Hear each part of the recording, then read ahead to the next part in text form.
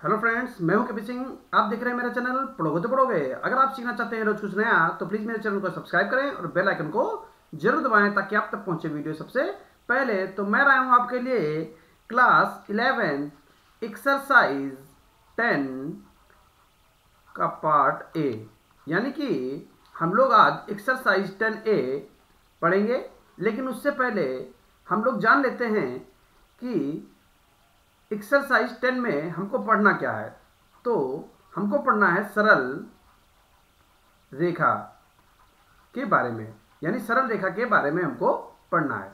तो सरल रेखा मतलब एक सीधी रेखा इसे जा रही है, और इस सरल रेखा को हम लोग एक समीकरण के रूप में प्रदर्शित कर सकते हैं। तो उसको हम लोग कैसे लिख सकते हैं? ax plus b y plus c बराबर 0, यानी कि x के गुणांक को हम लोग क्या बोलेंगे? a बोलेंगे। y के गुणांक को क्या बोलेंगे? b बोलेंगे। और जो अचर पद होगा समीकरण में उसको हम लोग c बोलेंगे। इस तरीके से हम किसी भी रेखा को प्रदर्शित कर सकते हैं। यहां पर a b c के मान चेंज रहेंगे। अब हमको सबसे पहला पार्ट पढ़ना है, और एक बात याद रखिएगा, सरल रेखा, कोई भी सरल रेखा पर अनंत बिंदु स्थित होते हैं।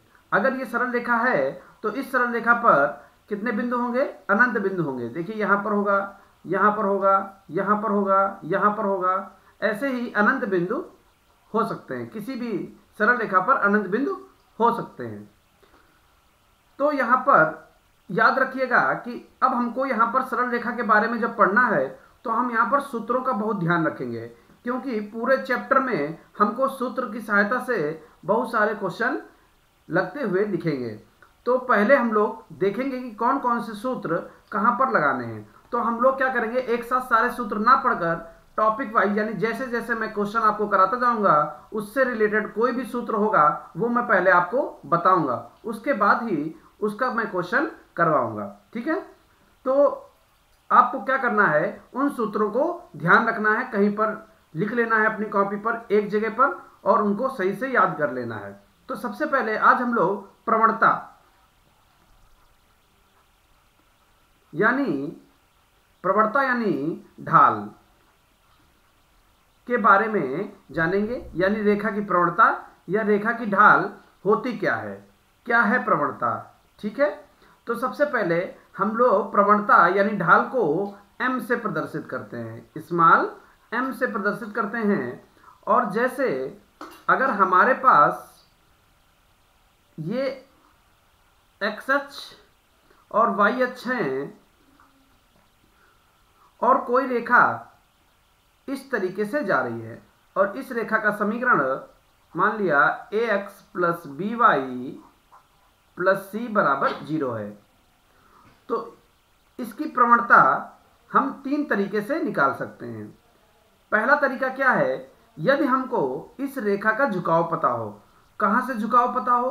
देखिए धन x अक्ष से झुकाव, तो ये होता है धन x अक्ष से झुकाव। ठीक है? अगर हमें ये पता है तो हम रेखा की प्रवणता बड़े सरलता से, बड़ी आसानी से निकाल सकते हैं। जैसे ये x अक्ष है और ये धन दिशा है, ठीक है, और इधर ये ऋण दिशा है जैसा आपको पता है। तो धन x अक्ष से झुकाव, धन x अक्ष से यानी इधर से जो झुकाव होगा उसी को हम लोग रेखा की प्रवणता बोलेंगे। तो अगर ये झुकाव है तो इसको हम लोग रेखा की प्रवणता, रेखा की ढाल बोलेंगे, यानी कि m बराबर tan थीटा। यानी रेखा की प्रवणता क्या हो जाएगी, जो भी कोण होगा उस कोण की स्पर्ज्या यानी tan ले लेंगे, उसकी हम लोग क्या ले लेंगे? tan ले लेंगे, उस कोण का tan ले लेंगे, तो उसी को हम लोग क्या बोलेंगे? रेखा की प्रवणता। ये जो कोण होगा ना, ठीक, तो यहां पर थीटा कोण मान लिया हमने, तो यही रेखा का झुकाव है, यानी कि m बराबर tan थीटा। आपको एक बात पता चल गई, यानी कि पहला फार्मूला आपके सामने तैयार है। अगर किसी रेखा का धन एक्स से झुकाव आपको पता चल जाता है तो आप ये वाला फार्मूला लगाकर उसकी प्रवणता निकाल लेते हैं। ठीक है? अब आपको हम बता देते हैं कि दूसरा तरीका क्या है प्रवणता निकालने का। दूसरा तरीका है, यदि आपको दो बिंदु पता हो।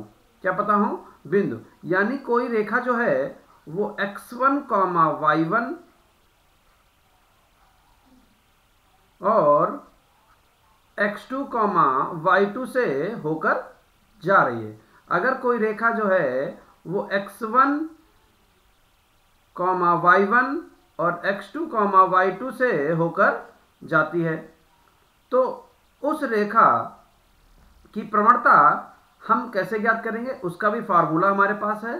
m बराबर y2 माइनस y1 बटे x2 माइनस x1। ये हमारे पास एक फार्मूला मिल गया हमको रेखा की प्रवणता का। तो ये दो फार्मूले हमारे सामने आ चुके हैं। अब आपको ये ध्यान रखना है कि हमको m बराबर tan थीटा कब लगाना है और m बराबर y2 माइनस y1 बटे x2 माइनस x1 ये कब लगाना है। तो देखिए, जब आपको दो बिंदु दिए जाए तो आपको ये वाला फार्मूला लगाना है, और जब आपको धन एक्सेस से झुकाव दिया जाए तो हमको ये वाला फार्मूला लगाना है। तीसरा पार्ट हम क्या बोलेंगे, यदि रेखा का हमको समीकरण दिया जाए, यानी कोई रेखा है ax plus by plus c बराबर 0 और इस रेखा की सहायता से हमसे कह दे कि बताइए प्रवणता कितनी है, तो हम प्रवणता कैसे निकालेंगे, m बराबर माइनस a बटे b, m बराबर माइनस a बटे b। तो ये हमारी हो जाएगी रेखा की प्रवणता। ठीक है, तो इस तरीके से हम रेखा की प्रवणता निकाल सकते हैं। मैंने आपको 3 सूत्र बोले हैं और तीनों सूत्र को याद रखिएगा, ये कहीं पर लिख लीजिएगा, और जैसे जैसे क्वेश्चन आगे बढ़ते जाएंगे और मैं आपको सूत्र बराबर लिखाता जाऊंगा जिससे जो रिलेटेड क्वेश्चन आएगा। ठीक है ना, तो मैं सारे सूत्र एक साथ नहीं बता रहा हूं क्योंकि वो फिर आप कंफ्यूज हो जाएंगे कौन सा सूत्र कहां पर लगाना है, अप्लाई करना है, ये आपको दिक्कत आएगी। इसलिए मैं धीरे धीरे सारे सूत्र बताऊंगा, लेकिन इस बात का ध्यान रखिए कि पहले मैं सूत्र बताऊंगा, पहले उसकी बात बताऊंगा और फिर उसके बाद ही क्वेश्चन करवाऊंगा, तो किसी प्रकार का कोई भी दिक्कत आपको नहीं होगी। तो चलिए चलते हैं पहले क्वेश्चन पर। एक्सरसाइज 10A के पहले क्वेश्चन से स्टार्ट करते हैं। एक्सरसाइज 10A का पहला क्वेश्चन। पहले क्वेश्चन में कई पार्ट दिए गए हैं और लिखा हुआ है निम्नलिखित बिंदुओं से खींची जाने वाली रेखाओं की प्रत्येक प्रतिबंध के अनुसार प्रवणता ज्ञात कीजिए। तो ए बिंदु क्या दे रखा है, a, b और a sec स्क्वायर अल्फा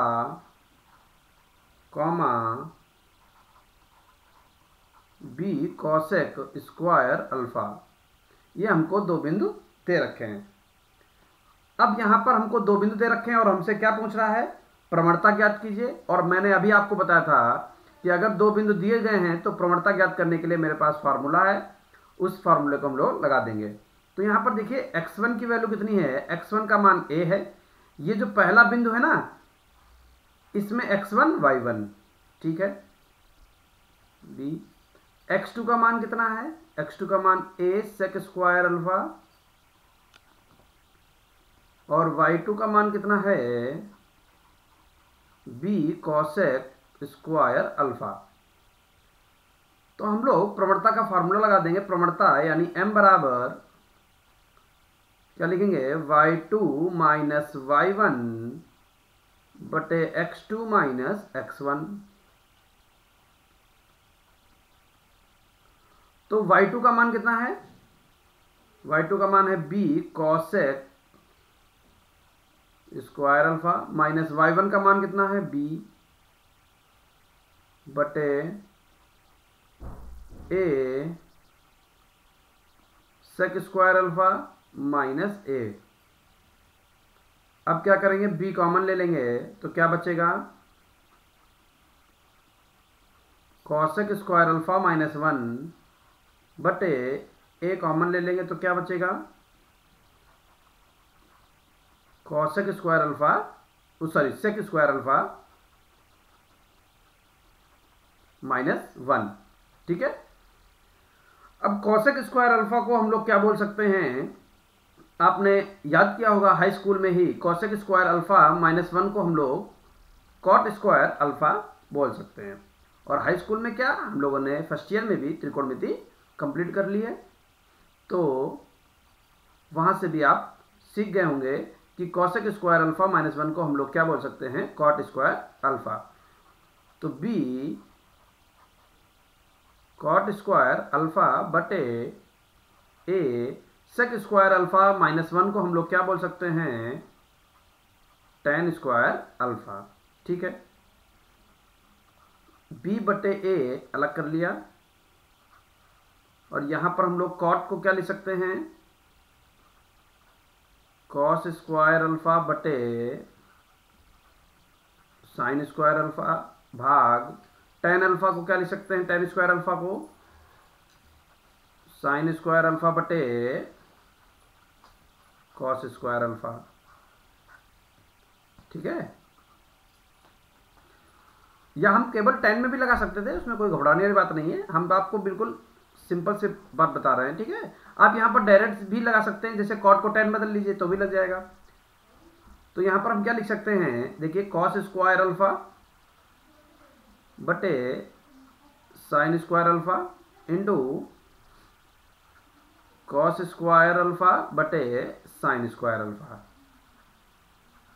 ठीक है, तो यहां पर डायरेक्ट क्या कर देंगे, b बटे ए कॉस की घात 4 अल्फा बटे साइन की घात 4 अल्फा, यानी इसको हम लिख सकते हैं b बटे ए कॉट की घात 4 अल्फा। तो इस तरीके से हम पहले पार्ट को लगा सकते हैं। और यहां पर सिंपल तरीका भी था, डायरेक्ट देखिए क्या करेंगे, b कॉट स्क्वायर अल्फा है, 10 को कॉट में बदल लेंगे, कैसे, b कॉट स्क्वायर अल्फा बटे ए बटे कॉट स्क्वायर अल्फा, सबसे नीचे वाला सबसे ऊपर चला जाता है,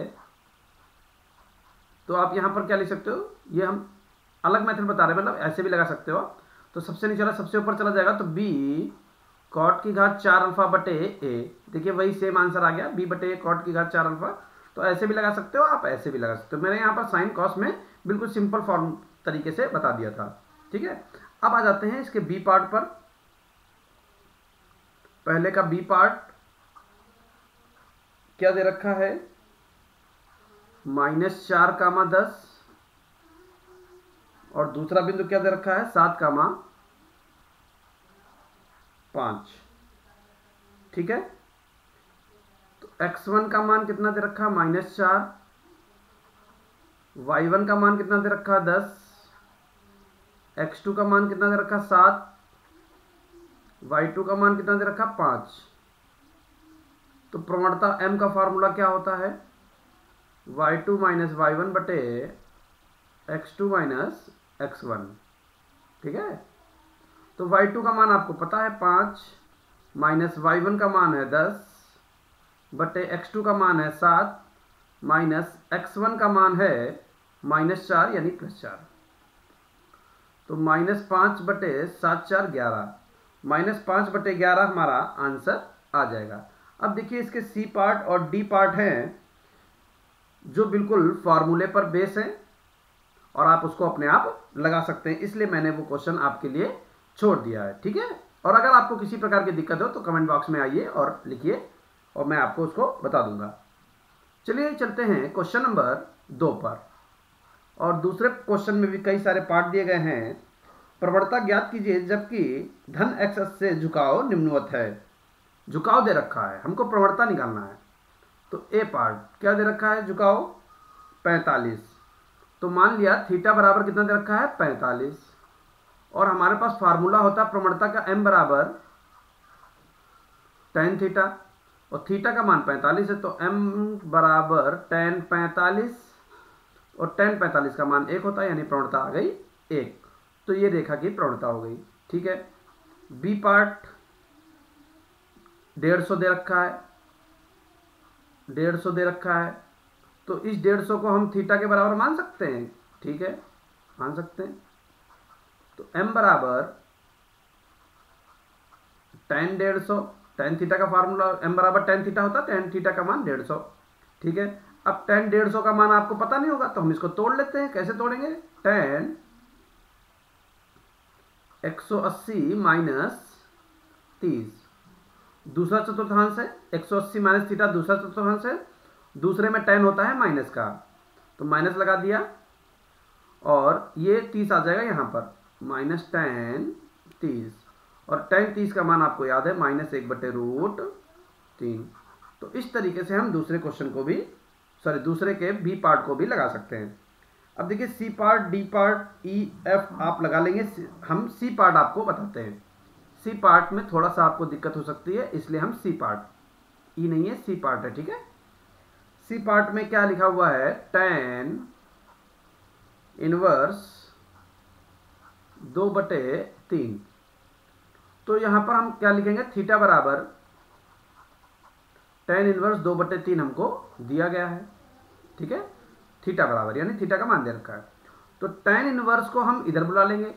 तो tan इनवर्स अगर इधर आएगा तो वो काहे में आ जाता है, tan में आ जाता है, यानी थीटा बराबर tan थीटा बराबर 2/3। और इस tan थीटा को ही तो हम m लिख सकते हैं, तो m बराबर कितना हो गया, 2/3। तो इस तरीके से हम सी पार्ट को भी लगा सकते हैं। उम्मीद है कि आपको बहुत अच्छी तरीके से समझ में आया होगा। चल लेते हैं क्वेश्चन नंबर 3 पर। अच्छा क्वेश्चन है, सिंपल है, और आप ऐसा क्वेश्चन पढ़कर आए हैं। देखिए क्या फार्मूला, सॉरी क्या कह रहा क्वेश्चन में, कार्तीय तल में एक चतुर्भुज खींचिए जिसके शीर्ष -4, -4, 5, 0, 7, 5, -5,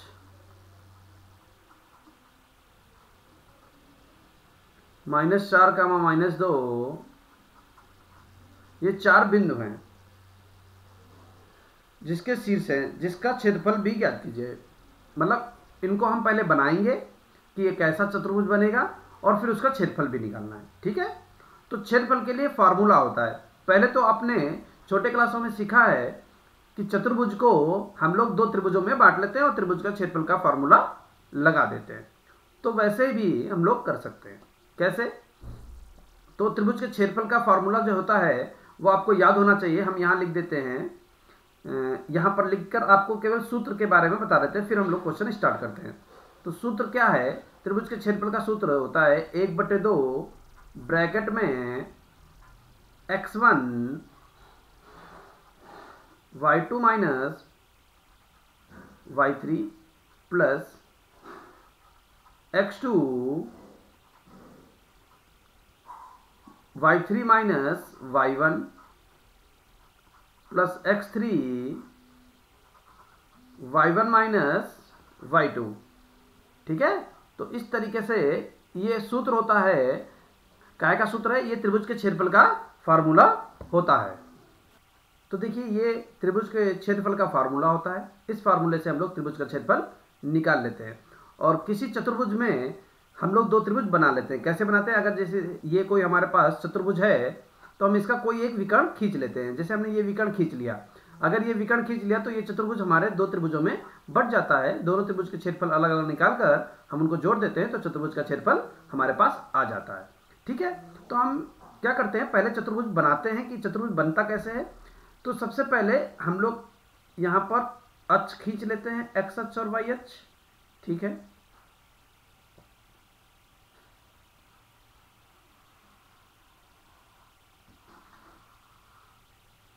ठीक है, तो ये तो हो गया मूल बिंदु, ठीक। पहला बिंदु हमको चाहिए -4, 5। तो -4 यानी एक्स अक्ष पर चलेंगे -4 और वाई पर चलेंगे 5। तो देखिए अंदाजा लेकर चलते हैं, एक्स अक्ष पर -4 चलेंगे तो इस ओर चलेंगे -1, -2, -3, -4, ठीक है। और वाई अक्ष पर चलेंगे 5, तो यहां से चलेंगे 1, 2, 3, सॉरी 1, 2, 3, 4 और ये आ गया 5। तो ये बिंदु हमको मिल गया -4, -4, 5। उम्मीद है कि आपको समझ में आया होगा। अब हम देखते हैं 0, 7 यानी एक्स अक्ष पर हमको 0 चलना है और वाई अक्ष पर हमको 7 चलना है।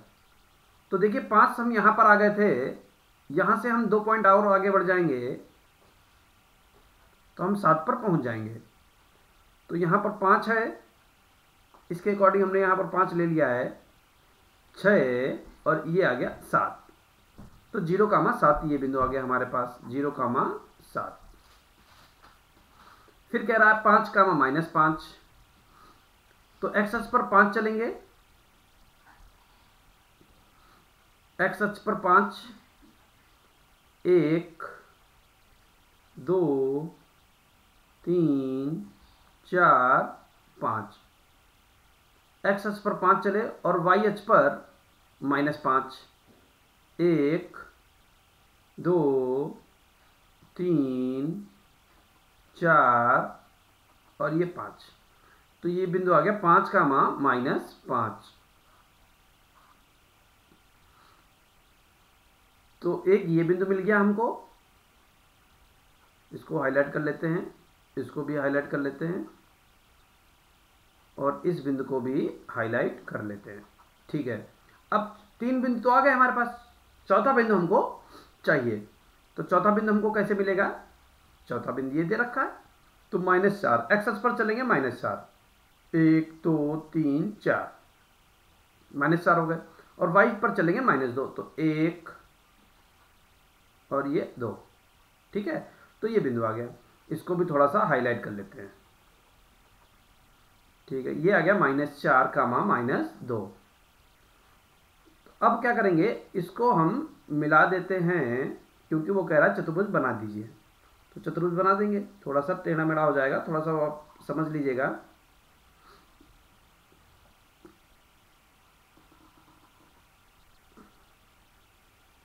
तो ये ए हो गया, ये बी हो गया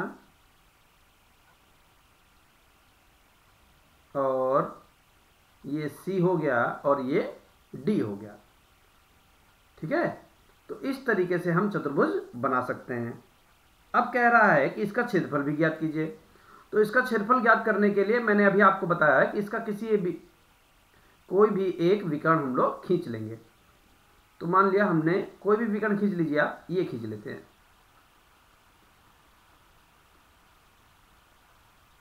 ठीक, ये विकर्ण खींच लिया तो एक त्रिभुज बन गया हमारा ADB या ABD, कुछ भी कह दीजिए। तो चतुर्भुज यहां लिख देंगे, देखिए चतुर्भुज ABCD का क्षेत्रफल बराबर त्रिभुज ABD का क्षेत्रफल प्लस त्रिभुज BCD का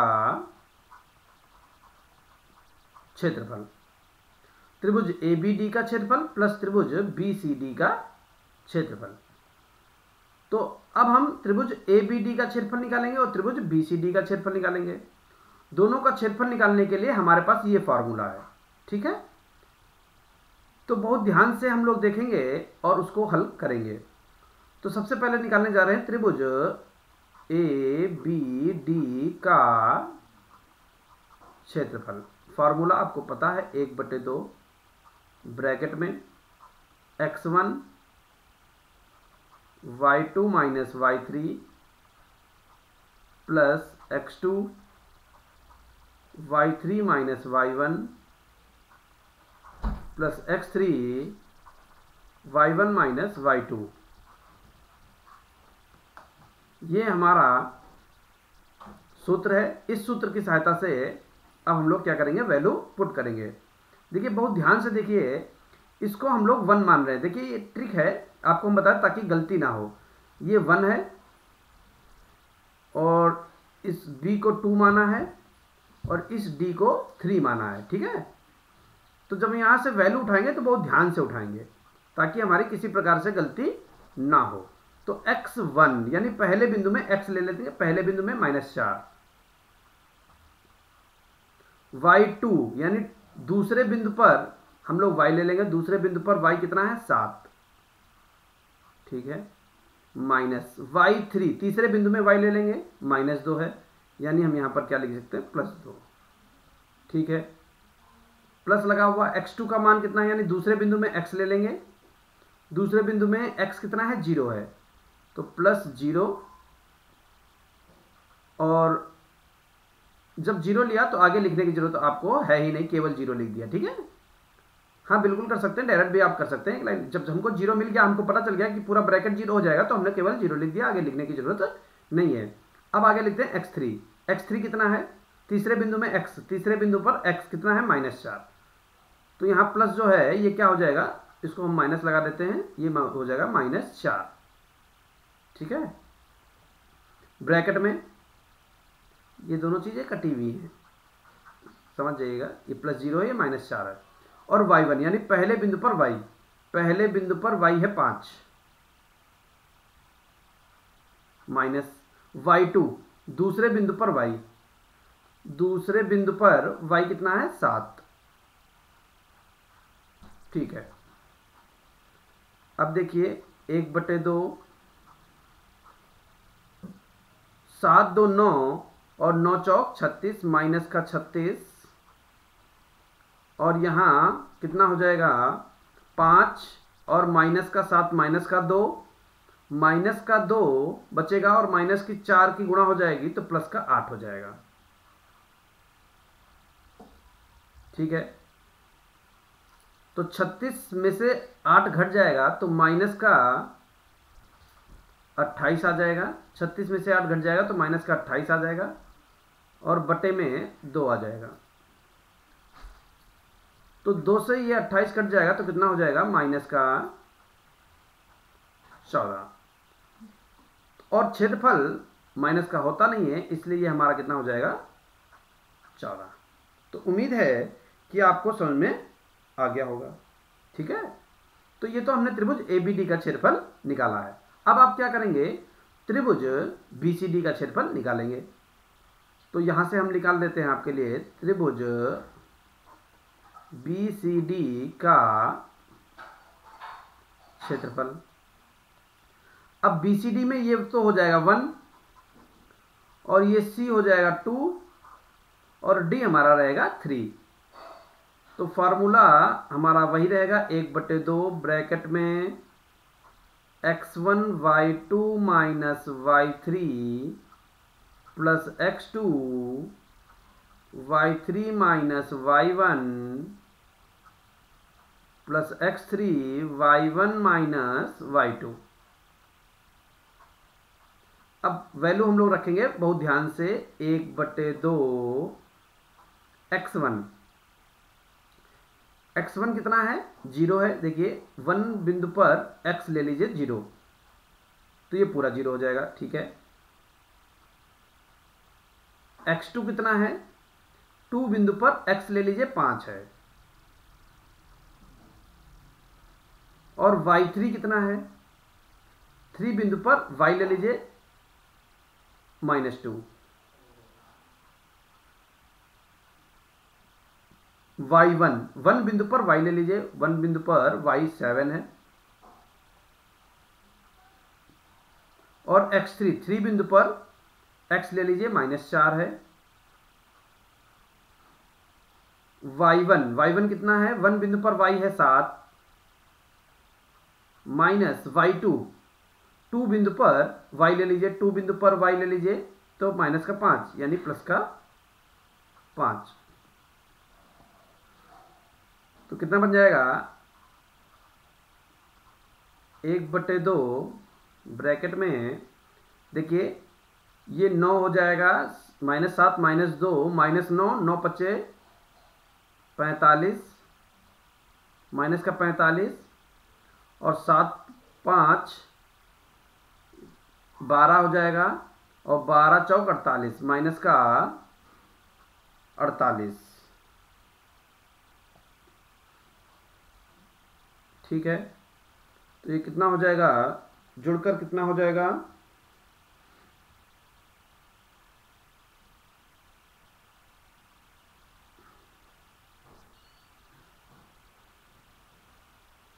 अब देखिए माइनस का 45 माइनस का 48, 8 5 13 हासिल लगा 1, 4 4 8 1 9, माइनस का 93/2, तो माइनस तो लेते नहीं क्षेत्रफल में, इसको काट लेंगे।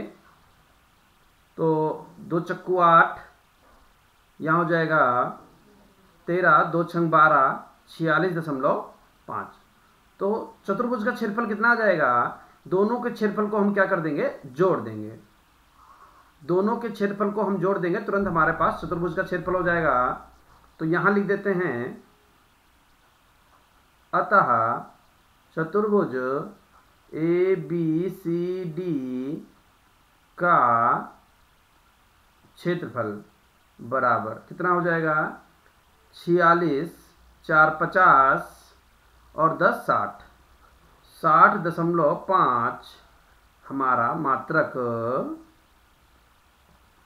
स्क्वायर क्षेत्रफल ये हमारा इस तरीके से आ जाएगा। ठीक है, तो उम्मीद है कि मैंने जो आपको समझाया है वो आपको बहुत अच्छी तरीके से समझ में आया होगा। तो आज हम लोग इस वीडियो में इतना ही रखते हैं, बाकी का आपको दूसरे वीडियो में मिलेगा। तो अगर मेरा बताया हुआ आपको अच्छा लगे तो प्लीज़ वीडियो को लाइक करें, चैनल को सब्सक्राइब करें और अपने दोस्तों के साथ शेयर अवश्य करें। Thank you for watching.